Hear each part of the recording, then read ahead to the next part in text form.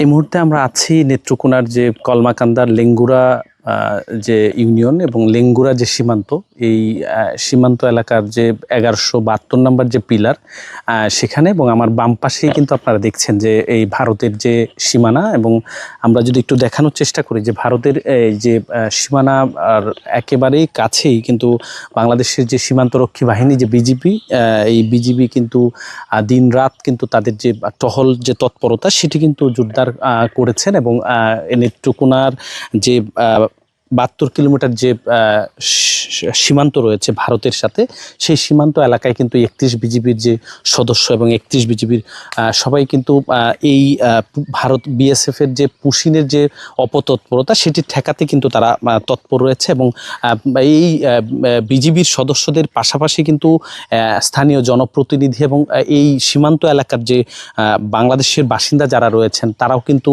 এই ভারতের যে পুশিনের যে অপতৎপরতা সেটির বিপক্ষে সবসময় অবস্থান করছেন, এবং তারা যে কোনো ধরনের আসলে এই বিএসএফের যে পুশিন সংক্রান্ত যে অপতৎপরতা সেটির বিরুদ্ধে কিন্তু তারা বিজিবির সাথে সহযোগিতা করছেন। এবং আমরা যদি একটু তথ্য জানাতে চাই, ভারতের সীমান্ত দিয়ে কিন্তু গত বছরের মানে 2025 সালে কিন্তু জুন মাসের 4 তারিখে 31 জনকে দেশের বিভিন্ন বাংলাদেশের বিভিন্ন এলাকার নাগরিক দাবি করে কিন্তু তারা পুশিন করেছিল, এবং একই বছরের কিন্তু জুলাই মাসের 10 তারিখের দিকে আরও 21 জনকে পুশিন করে।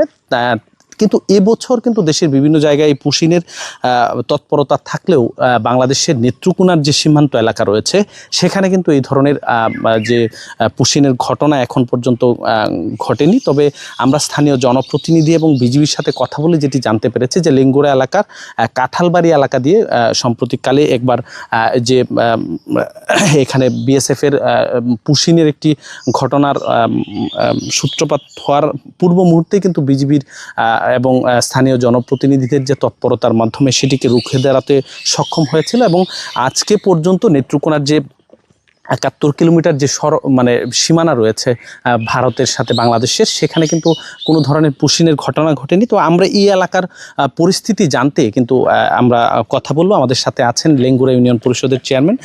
আসলে নেত্রকোনার এই যে আপনার সীমান্ত এলাকা দিয়ে আসলে পুশিনের ঘটনায় আপনাদের আসলে তৎপরতা এবং বিজিবির তৎপরতার কি ধরনের অবস্থা এখন বিরাজ করছে একটু বলবেন?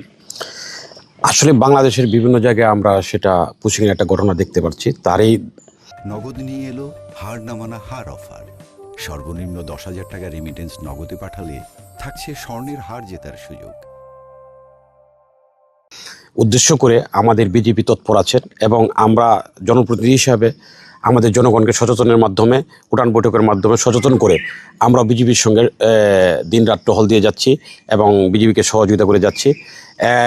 আমরা আসলে গত 3-4 দিন পূর্বে আমার ইউনিয়নের কাঁঠালবাড়ি একটা গ্রামে ওইখানে একটা পুশিংয়ের চেষ্টা করা হয়েছিল, কিন্তু আমাদের বিজিবি ভাইদের তৎপরতার জন্য এবং আমাদের জনগণের তৎপরতার জন্য তারা এখানে পুশিং ঘটাতে পারে নাই।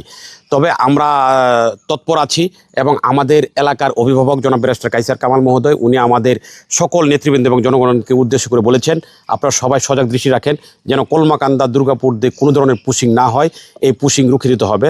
এবং সকলের প্রতি উনি উদাত্ত আহ্বান জানাচ্ছেন বাংলাদেশের নিরাপত্তার জন্যে এবং বাংলাদেশের স্বাধীনতাকে অক্ষুণ্ণ রাখার জন্যে আমরা সচেষ্ট থাকব এবং এই পুশিংকে রুখে দিব ইনশাল্লাহ। শুনছিলেন যে আসলে জনপ্রতিনিধিরা এবং এই এলাকার সাধারণ মানুষও কিন্তু দেশের যে সীমান্তরক্ষী বাহিনী তাদের সাথে কিন্তু কাজ করছেন। তো এই ছিল নেত্রকোনা থেকে সর্বশেষ।